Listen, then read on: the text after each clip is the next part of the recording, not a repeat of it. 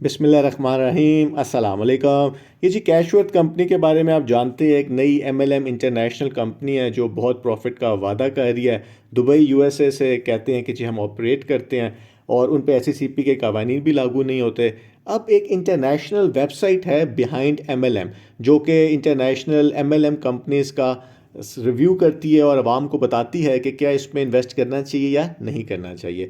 उन्होंने इसके ऊपर बड़ा डिटेल रिव्यू किया है और उन्होंने जो बातें की हैं वो पाकिस्तानी और इंटरनेशनल इन्वेस्टर्स को पता होनी चाहिए। काफ़ी ख़तरनाक उन्होंने क्लेम्स किए हैं। क्या कहा गया है वो आज की वीडियो में देख लेते हैं। सबसे पहले उन्होंने कहा है कि जी ये जो कैशवर्थ है ये सिक्योर रिनिक्स का ही रीबूट है, यानी उसी को ज़िंदा करने की कोशिश की गई है। और कैशवर्थ जो है वो ओनरशिप इंफॉर्मेशन नहीं बता रही अपनी वेबसाइट के ऊपर, क्योंकि वो ये तो बता रहे हैं कि इसके पीछे टीम कौन है, और वो टीम वही है जो कि सिक्योर लिनक्स के पीछे भी थी। लेकिन अब वो एज ए डिस्ट्रीब्यूटर सामने आ रहे हैं। वो ये नहीं कहते कि हम इस वेबसाइट के या हम इस कैशवर्थ कंपनी के ओनर हैं, वो कहते हैं कि हम सिर्फ इसको मार्केटिंग कर रहे हैं। तो असल ओनर कौन है ये नहीं बताया जा रहा। फिर इसकी वेबसाइट के डोमेन के बारे में बताया गया कि जी 25 जुलाई को रजिस्टर हुई है। जो इसका फेसबुक पेज है वो 1 अक्टूबर को लॉन्च किया गया है। फिर वही बताया गया है कि जी चूँकि ये इंटरनेशनल यूज़र्स को भी बता रहे हैं कि सिक्योर लिनक्स कंपनी आई थी सामने, और जुलाई 2022 में उन्होंने काफ़ी पाकिस्तानियों को कहा कि जी आपको पैसे वापस मिल जाएंगे, लेकिन ऐसा कोई भी नहीं हुआ। सीईओ साहब के केस के बारे में भी इंटरनेशनल व्यूअर्स को ये उन्होंने बताया है। और आखिर में फिर ये बताया है कि जी सिक्योर लिनक्स जो है वो कलैप्स कर गई थी। और ये दावा किया गया है कि कैशवर्थ जो है वो उसी स्कीम को ही ज़िंदा करने की एक और कोशिश है। अब जहाँ तक ये क्लेम है कि जी ये यूएसए से कंपनी ऑपरेट होती है या यूएसए बेस है, तो उसमें इन्होंने कहा है कि जी ये तो पाकिस्तान, जो इसका फेसबुक है वो तो पाकिस्तान से ऑपरेट कर रहा है, और इसके लिए उन्होंने एविडेंस भी पेश किया है। और वो कहते हैं कि जी ये एक तरह से तरीका है कि ये सही बात नहीं कैशवर्थ कर रहा कि जब वो कहते हैं कि हम एक इन्वेस्टमेंट कंपनी है बेस्ड इन यूएस, और इसके दुबई के साथ भी लिंक हैं। और आपको पता है कि पाकिस्तान में काफ़ी ऐसी कंपनीज हैं जिनके ऊपर केसेस बने हैं और उनके ओनर्स जो हैं वो दुबई में जाके बैठ गए हैं।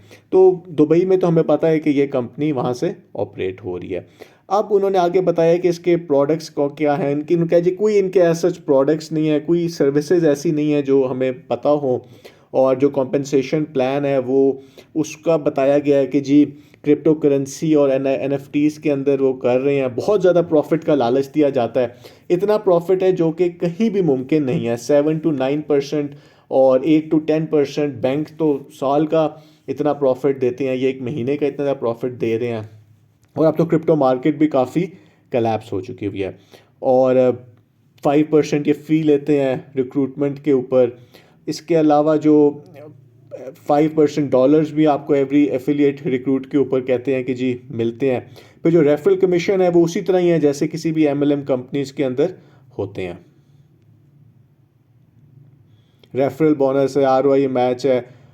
अब उन्होंने जो इसका कंक्लूजन किया है उसमें उन्होंने ये कहा है कि जी Cashwell represents, it generates external revenue, कि ये रेवेन्यू जो है वो एनएफटी से कर रहे हैं। और उसमें उसे वेबसाइट का लिंक दिया है कि जी किस तरह उसमें लिखा है कि जी 60% हम इन्वेस्टमेंट एनएफटी में करते हैं और 90% प्रॉफिट डिस्ट्रीब्यूट करते हैं इन्वेस्टर्स को। तो ये बात तो B4U वाले भी करते थे कि हम 60% क्रिप्टो में करते हैं, बाकी हम दूसरे बिजनेसेस में करते हैं। तो ये तो बिल्कुल उसी तरह ही कहा गया है। अब यहाँ फिर उन्होंने यही कहा है कि एनएफटी मार्केट तो कलैप्स कर गई है, तो अगर एक कंपनी, एक बिजनेस ही कलैप्स कर गया तो उसका कहाँ से इतना प्रॉफिट मिल सकता है। तो कोई वो एविडेंस नहीं दे रहे कि एनएफटी में वो कहाँ पे उनका इन्वेस्टमेंट हो रही है।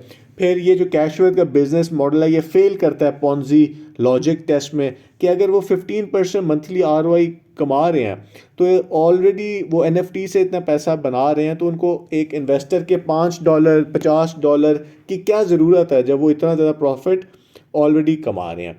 तो उन्होंने कहा है कि जी इस वेबसाइट ने अपने रिव्यू में कि जो only verifiable source of investment है जो कैशवर्थ में आ रही है वो न्यू इन्वेस्टमेंट है, यानी कि नए इन्वेस्टर का पैसा आ रहा है और उसी पैसे को वो एफिलिएट्स के अंदर, यानी कि जो लोग और पैसा लेके आ रहे हैं उन्हीं का पैसा ही, जिस तरह किसी पॉन्जी स्कीम में होता है।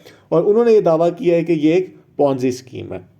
और जैसे पॉन्जी स्कीम्स में होता है, जैसे ही नया पैसा आना ख़त्म हो जाएगा तो लोगों को पैसे मिलने भी ख़त्म हो जाएंगे और इस तरह इसका एक तरह से कलैप्स हो जाएगा। और पॉन्जी स्कीम गारंटी करती है कि जब भी कलैप्स होता है तो जो टॉप के लोग होते हैं, आपको पता है, उन्हें ही पैसे मिलते हैं। जैसे हमने B4U में भी देखा था कि जो टॉप के लीडर्स थे उन्होंने बहुत कमाया था, लेकिन जो आखिर में आए थे या बीच के लोग थे वो इतना ज़्यादा पैसे नहीं बना सके थे। और Cashwork appears to be the fourth reboot of a thrice collapse Ponzi scheme.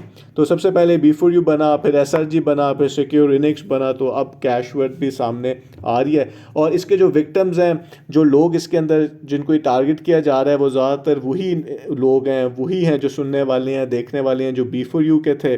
और आखिर में उन्होंने कहा है कि जी सिक्योरिनिक्स जो है सिर्फ कुछ महीने चली थी और ये दावा कर रहे हैं कि इस कंपनी के साथ भी ऐसा ही होगा। तो ये इनका अपना व्यू पॉइंट भी हो सकता है, लेकिन उन्होंने कुछ एविडेंस भी इसका दिया है कि कैशवर्थ को जो है वो कहती तो है कि हम इंटरनेशनल है, लेकिन इसके जो एविडेंस है, क्योंकि अब तो गूगल के ऊपर आप काफ़ी चीज़ें देख सकते हैं। और आप ये देखें कि जो सिक्योरिनिक्स के ओनर थे, इंटरनेशनल ओनर, वो भी कभी सामने नहीं आए थे, वो सिर्फ एक तस्वीर थी। वो सारा कुछ उसका पाकिस्तान से हो रहा था, उसकी जो ट्रैफिक थी वो सारी पाकिस्तान से थी। तो इसके ऊपर हम और भी देखेंगे।